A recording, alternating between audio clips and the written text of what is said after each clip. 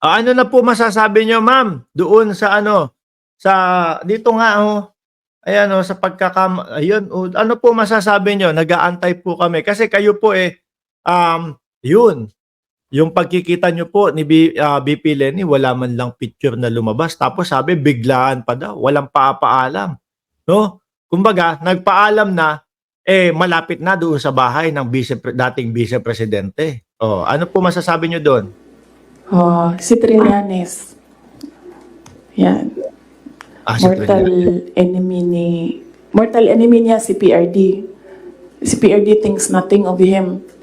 Pero, ginimpid. Ako, madam, meron pong lumalabas na bali-balita. Sabi, gustong idawit si Senator Trillanes sa, sa droga. Oh. Kasi po, ang gustong palabasin ng Vice Presidente, mga kababayan, is si Trillanes, mortal enemy niya. Si Pangulong Duterte, si dating Pangulong Duterte. Pero kay dating Pangulong Duterte, wala lang yan. No? Hindi siniseryoso ng dating Pangulo yan. Parang meron pong lumalabas na mga bali-balita, umuugong po na tipong si Drilon, si Mar Rojas, si Trillanes, yung talagang mga kritiko ng dating Pangulo, gustong idawit sa droga. Parang malayo po yung sinasabi niyo, ma'am. Ba yun? Wala. Diba? Kita nga natin siya kung saan-saan. Kita nga siya sa kasamang Ano daw yun? Kita na may kasamang ano na sinasabi ni Bise?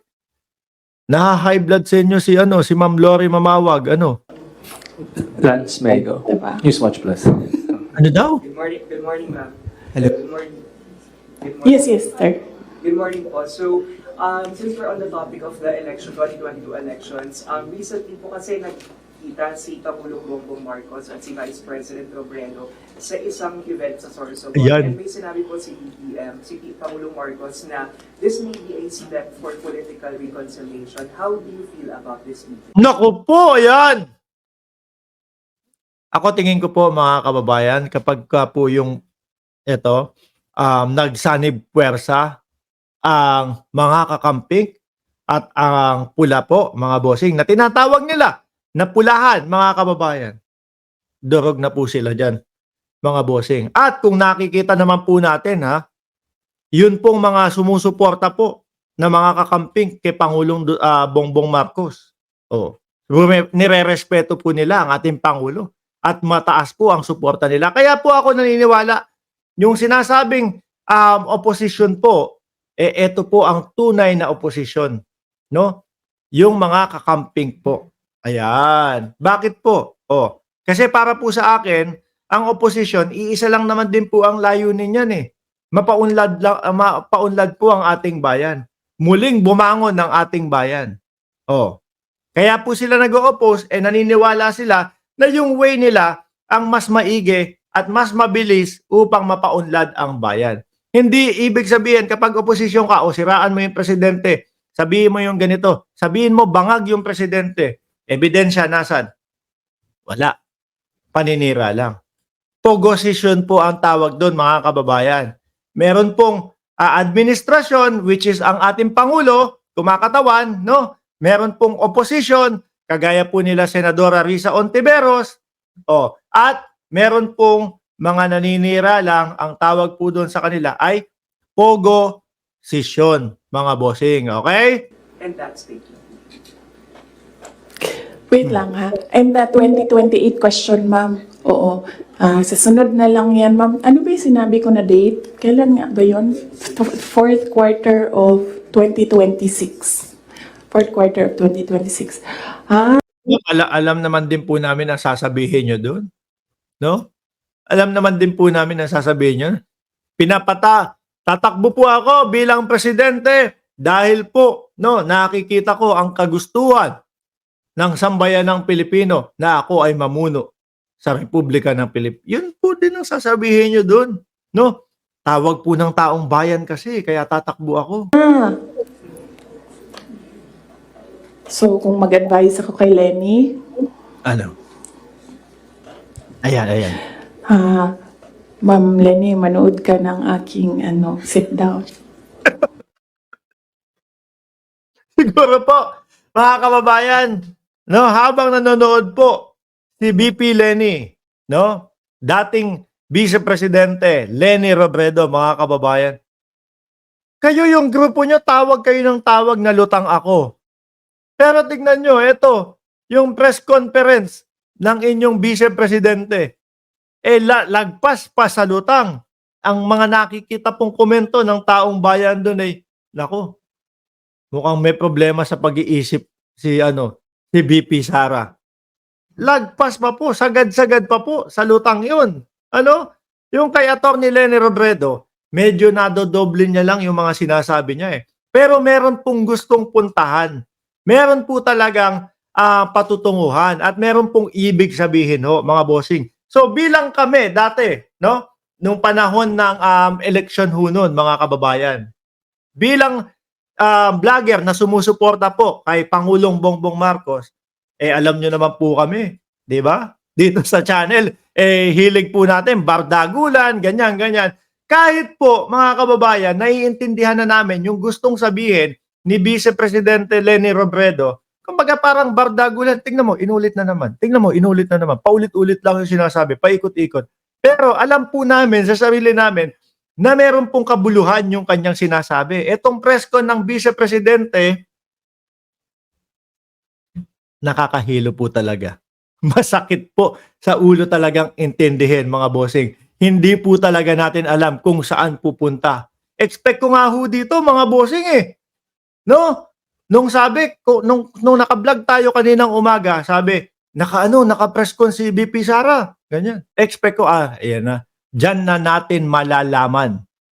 No? Diyan na natin malalaman yung kanyang mga sagot. Pero hindi po Ang napuntahan po ng press con, mga kababayan, nandun yung gilitan ng ulo, tanggalan ng ulo ng presidente. Ano pa? Yung huhukayin yung patay na, tapos itatapon sa West Philippine Sea, samantalang yung side niya sa West Philippine Sea, wala pa din. Hindi pa din natin marinig ho. Ayan, Ma'am Lenny, Yan lang. makinig daw po. Yung sa political reconciliation kuno ni President Marcos pati ni dating former Vice President Lenny Robredo, hingin ko na lang po siguro yung assessment nyo na bilang Ayun, dinagdag pa ni Frozen Soul. May kulam factor pa. Alam nyo, masama ang pakiramdam ko nun kasi kinukulam nila ako. Sino pa po ba ang naniniwala dito? 2028. 20. Advance ka naman, Mark. 2024, mga kababayan. Kulam. Naniniwala pa ba dyan? Baka si BP na lang po. ayun nga po, tumakbo kayo kasi ginamit kayo para manalo laban kay Lenny kasi nga natatalo na raw sila. So sa tingin nyo, bakit po kaya ngayon nakikipagkita? Bakit ngayon nagkakaroon ng movement towards political reconciliation habang nag-aaway kayo? Pero po ang kaibahan mga kababayan, yung ngiti ni Pangulong Bongbong Marcos at ngiti po ni Atty. Lenny Robredo, isama na po. Ayan, si Bam Aquino. Hindi itinatago, no? Hindi itinatago, Makita mo yung suporta ng mga kakamping kay Pangulong Bongbong Marcos at nakita mo naman ang pagrespeto ng ating Pangulo kay BP Lenny. Mga kababayan, pero yung kanila patago. Tuloy. Sabi, di ba, sinabi ko na yan ng budget hearing, ako na lang man isa na iiwan dito. Ako na lang isa na iwan dito. Nagsama-sama na ang mga dayuhan. Huwag niyo akong tanungin about foreign policy. Mga dayuhan. Ay, wag tanungin. Wag niyo akong tanungin Foreign policy naman din kasi pag-uusapan. Hindi pwede yun. Bawal yung itanong. May nabanggit lang siyang mga dayuhan. Bawal ang foreign policy na pag-uusap, Mga NPA, mga smuggler, mga drug addict, ang mga yellow, liberal, at sino yung isa? Tinawag na ding drug addict. Pero sigurado ho ako, mga kababayan, nung kinita niya si BP Lenny, hindi ganyan yung kanyang nasasabi.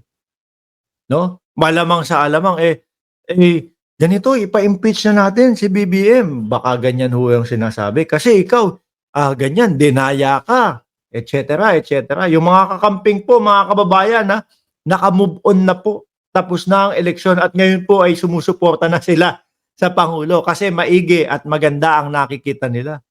Pero yung kampo ni BP hanggang ngayon hindi pa din nakaka-move on ho. No? Ngayon, iba na. Masama na ang sinasabi ngayon. Naku, madam, nakahalata ka na pinlastik mo yung pagbisita siguro sa kanila. Administration. Administration. Sama-sama na yan sila lahat. Oh, Ako lang na naiwan dito sa... Kaya nga, ito lang ang lamesa natin, oh. Kasi ako lang mag-isa na. ano daw? Saglit lang. Ako na lang mag-isa dito. Lahat sila nagsama-sama na. Kaya nga, eto na lang yung lamesa natin dito. Oh. Kasi ako na lang mag-isa. Andali. Paano ko i-connect yun? Paano ko ipapaliwanag sa... Bahala na kayo dyan. Total, naririnig nyo naman. Uulitin ko lang konti, saglit lang. Oh, saglit lang. Lahat sila nagsama-sama na, hindi ko ma-connect. Ipaliwanag nyo na lang sa akin. Baliktad na po. Kayo na magpaliwanag sa akin. Dahil lang hirap pong intindihin. Sama-sama na yan sila lahat. Oh. Ako lang Oh. na naiwan dito sa... Kaya nga, ito lang ang lamesa natin, oh. Oh. Kasi ako... Ako po, mag-isa na lang dito. Ito na lang po lamesa ko dito. Nagsama-sama na kasi kayo dyan sa comment section eh. Ako na lang mag-isa dito. Kaya ito lang yung lamesa ko. Kayo kasi lahat nandiyan sa comment section. Nahilo ko. Nahilo ko.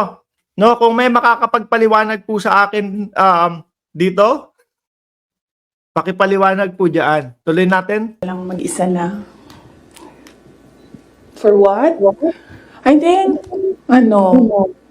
di sila ganahan siguro sa kuha, tingalig di sila ganahan sa kuha. Nga na mo ginong mga insecure.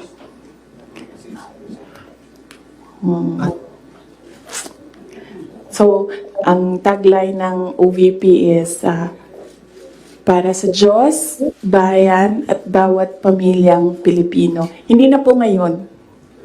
Ano na Starting today, ang tagline ng OVP is, Drag me to hell. Ano daw? Papunta na ng ilalim ng lupa. Ulitin natin. Hindi, ulitin natin konti. Ang tagline ng OVP daw dati, mga kababayan para sa bayan. Ngayon is, Tagline ng OVP is, para sa Diyos, bayan, at bawat pamilyang Pilipino. Hindi na po ngayon. hindi na ngayon. Starting today, ang tagline ng OVP is, Drag me to hell. Drag me to hell daw. Ano nangyari? Diyos ko. Ay, paliwanag nyo nga po, bakit po ganyan? Bakit nagbago na po? Sa Kisan, Ramdam mo no? Ramdam mo yung puot sa kanyang puso, mga kababayan. Yung galit sa kanyang puso. Kuno use Tama Japanese. na. Tutuloy ko pa yung aking may Tama na daw, uy! Umaabot na kayo sa foreign relation eh. pupunta pa tayo kay Martin Romualdez. After this, let's allow the Vice President to speak again. Oh. Ha? Sa Kisan. Yes, sir. Wait. Nasaan na tayo? I just wish to Siguro po, mga kababayan, yung iba sa inyo, nagkukumpara, no? Bakit yung Pangulo natin, si PBBM, hindi naman ganito press conference? Kapag kayong tanong, diretso sagot, maririnig po talaga natin, rektahan na para sa bayan. yung mga sagot para sa bayan, yung mga itinatanong. Dito parang maritesan lang po no? Sinabi ko po doon sa group chat namin na ipapahukay ko yung tatay ninyo tapos itatapong ko sa West Philippine Sea. Nung nakikita ko po si PBBM, kausap yung bata, inihingi yung kanyang relo, parang gusto ko pong putulin yung ulo. Ano yun? Have a question. Tapos sabi po ng mga DDS, mabuhay ang vice presidente. Matalino ang ating vice presidente. If you didn't participate, if you didn't join UNITEAM as a vice president 2 years ago, Naku, in English. election, do you think BBM could not elected? And do you think that was better result for people of the Philippines? And also, do you feel your contribution was underestimated or ignored by the administration? Contribution to the campaign, to the election. Okay. If I did not run, would he have won? I do not know. Mananalo pa din yan, mga kababayan. No? Aminin na po natin, mga bossing, parehas silang malakas nung panahon na yon, no? Aminin natin na parehas po silang mayroong taglay na maipanalo kung ano man yung takbuhin po nila. Kaya nga takot tayo na magsalpukan itong dalawa. Tumakbo ng presidente si Sara at tumakbo ng presidente si PBBM. Dahil nung time na yon, ang pinapaniwalaan natin, kapag nagsalpukan itong dalawang to, mabibiyak yung boto at makakapasok si dating vice presidente, no? Leni Robredo. Yun yung natin, mga kababayan. So, kung hindi man tumakbo si Sara, malamang po panalo pa din si PBBM. Kung saan man o kung si Inday Sara naman ang tumakbo pagka presidente at hindi kalaban si PBBM, posibleng manalo pa din po, mga bossing, no? Yun po yung katotohanan diyan. Kaya wag nilang sasabihin na kung hindi dahil kay Sara Duterte, hindi mananalo si BBM. Hindi po totoo yun. Ang totoo po, kahit saan man sila tumakbo, wag lang silang magkasalpukan, wag lang silang tumakbo sa iisang posisyon at sila ay maglalaban, pareha silang mananalo. Kasi ang dami yung iba Kung tumakbo si BP Sara bilang presidente, kung tumakbo si BP, hindi mananalo. Kung hindi dahil kay BP, hindi mananalo si PBBM.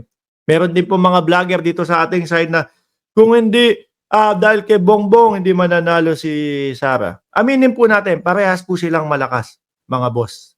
No? Pero ngayon, ewan ko lang po, kay BP Sara. Lalo na po yung 2028. I've not seen his numbers without my number, but I'm sure their side has seen his numbers against Leni Robredo with and without Sara Duterte. So, I've not seen it. I wouldn't. Maybe I think they know that they will not win because that was what Senator Amy said. We cannot win against Leni Robredo without Visayas and Mindanao. Yes. Oh, yun pala yung pinapaniwalaan nila. Ano? Ay. The other question is, O, pahingahin nyo na si BP. Pagod na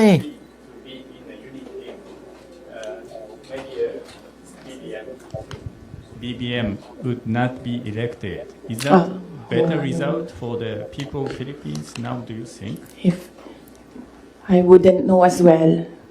I wouldn't know if we would be in a better place if Leni Robredo is president.